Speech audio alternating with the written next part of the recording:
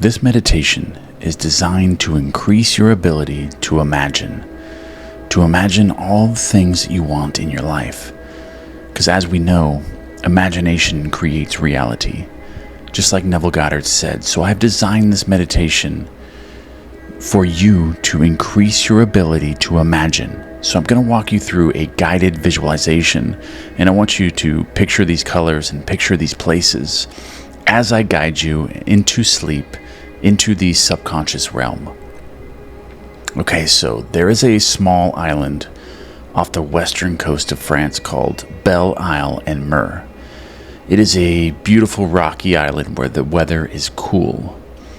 As I describe it to you, you're going to get comfortable in your bed and allow yourself to drift off to sleep while you visualize.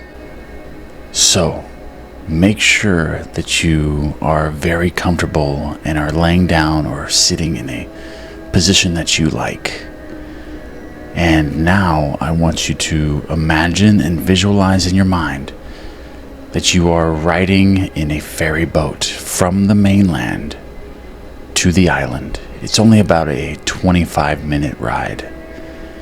You've decided to take a seat on the bow of the boat so that you can watch the island you are traveling to slowly become larger as the ferry grows closer.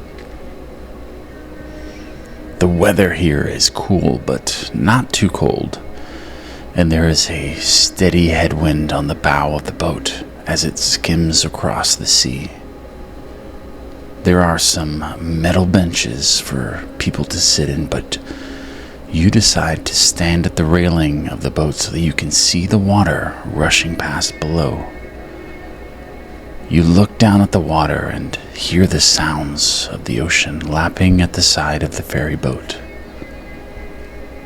The wind is slightly salty and refreshing, catching your clothes and making them dance on your body.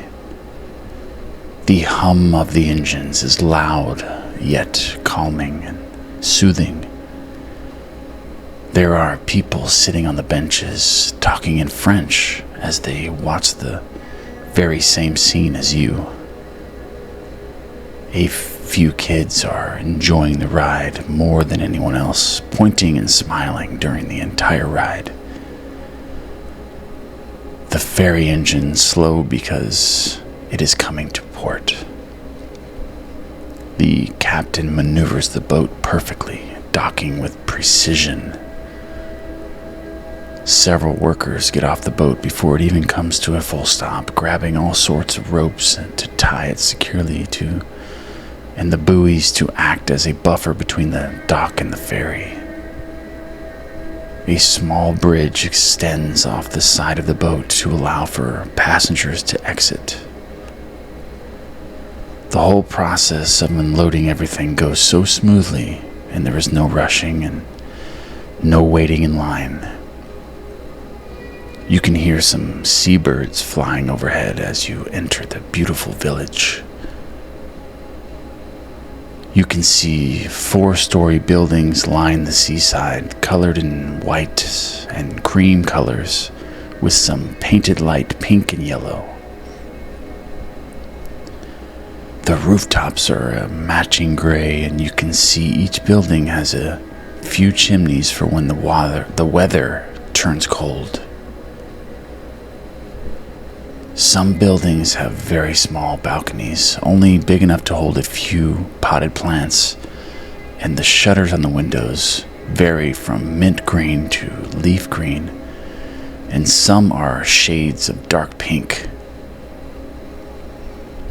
This is a beautiful little town bustling with the energy of its people. The village is situated in a cove so that it's protected from the sea. You turn to look out into the turquoise water, and across the marina full of small boats you see the sprawling nature of the island. Golden and green hues of tall grasses stretch across the rocky shore. You can make out some old wartime buildings that have turned to ruins and see small windows that the soldiers could peek out to see enemy ships approaching. You can see strong cedar trees thrive on the island, as well as a few other varieties of shorter trees. The trees cannot grow very tall here because of the high winds coming off the bay.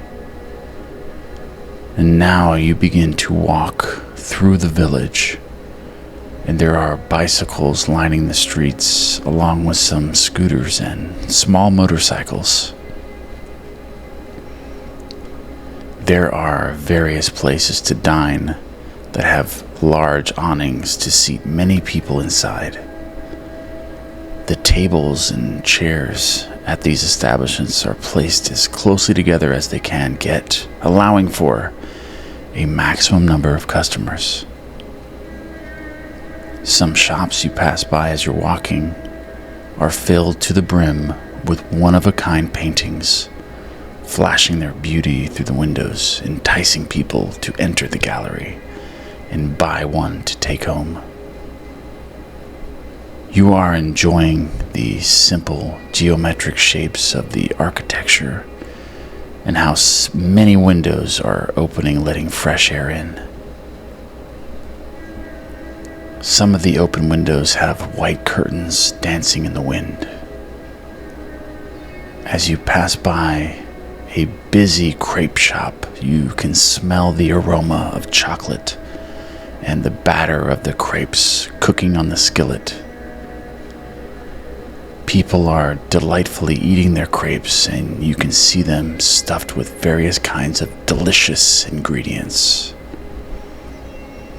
You will stop by later to have a crepe or two, but for now, you want to walk along the nature footpaths nearby to begin exploring this beautiful island.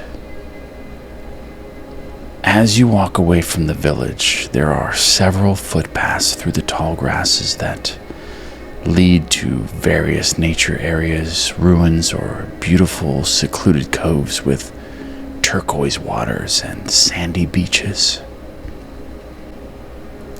You decide to take the path that leads to the cliffside to see the beautiful sights of the windswept offshore jagged rock formations towering from the sea below that Claude Monet painted many years ago.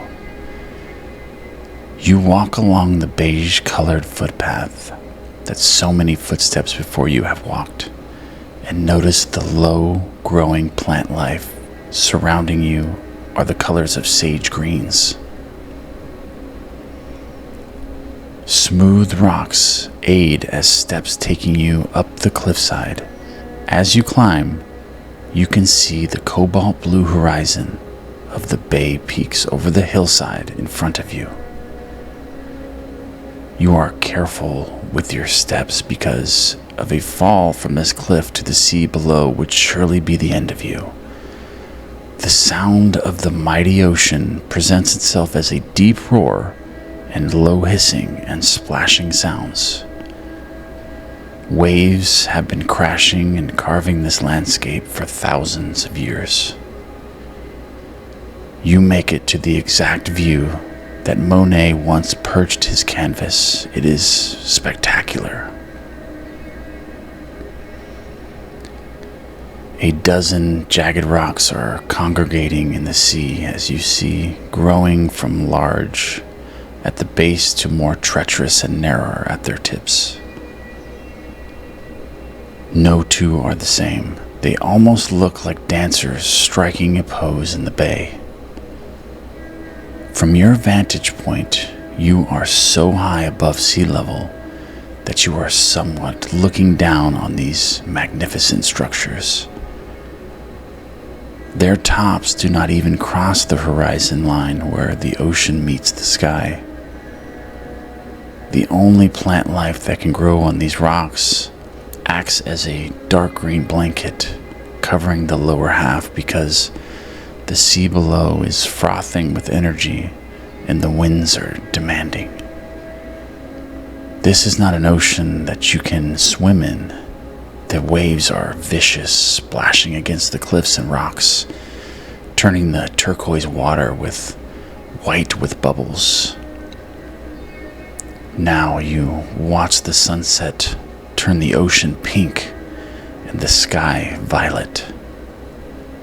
You find a soft place to sit and soak up this moment into your memories forever. The sunset is growing to darkness, and it's time for you to make your way to your hotel. You give one last glance to this beautiful scene and thank it for blessing your mind.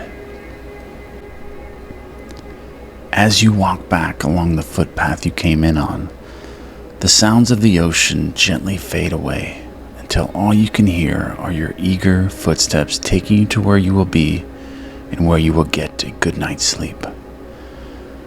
The sky is turning light orange where the sun is escaping and dark blue as night draws in. The footpath winds and turns, leading to a narrow road that is also a beige and gray color. It's a gravel road that can only fit one car at a time.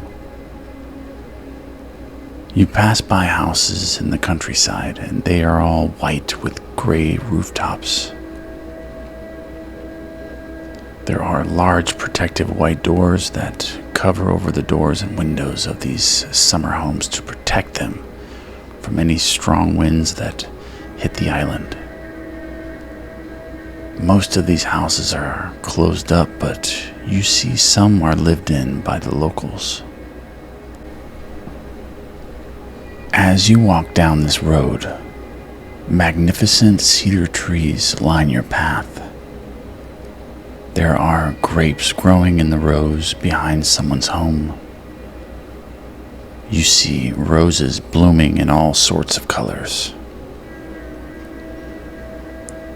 The scenery in the distance is rolling hills dotted with white houses that are closed up and protected, awaiting their family's return. You're making your way back to the marina and the streets become paved. The small cars on this island park paralleled so closely to one another, it's hard to figure out how they get that way or how they could even pull that out. There are a few more blocks to go before your hotel, and you are enjoying every moment of this walk. The sky is dark, but the moon is almost full, illuminating everything with its cool glow. You begin to pass by a tall rock wall on your left that looks like it was hand-built many years ago. It's about 10 feet high, and you can't tell what's on the other side, but you can see that a little further in the front of you, the wall becomes shorter. As you make it to the point where the wall dips to your height, you can see that this wall surrounds a large graveyard, and all you can see is hundreds of white crosses filling your vision. Only a few of the crosses are stone color. You come to the closed route iron gate to this graveyard and peer through to the other side. You take in the stillness of this site and see the moonlight blanketing the tombs. It's time to keep moving towards your hotel. You haven't been there yet, so you don't know what exactly to expect when you get there. A warm glow emits from a building that is drawing closer, and there are red awnings over the windows and a small sign that reads El Hotel de Belle. This is your hotel, and you are so ready to rest after this long day and this beautiful day. The old door of your hotel is painted creamy green. The window panes in the door are old and look like the surface of water. You grasp the brass handle and it is cool in your hand. The door opens effortlessly, welcoming you like it has welcomed many others. There is a Frenchman who greets you with bonjour and gets your information. He hands you a golden key and tells you that your room is on the 3rd floor facing the ocean. You don't have anything but your backpack with you, so you make your way up the stairs that seem like they were built for a very small person, but relaxing and comforting. 3 flights up, and you come to your room number 11. The key slides into the lock, and you open the door to a beautifully made bed with crisp white sheets and more pillows than anyone could need. There is no television, just 2 ornate lamps with shades that match the green of the front door, sitting atop matching bedside tables, hand-built from wood. You put your things down and make your way to the small restroom. It's perfectly clean and is only big enough to fit you.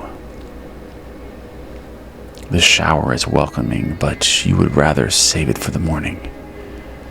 You gaze into the mirror before getting into bed. You see your happy face and how grateful you are to be here.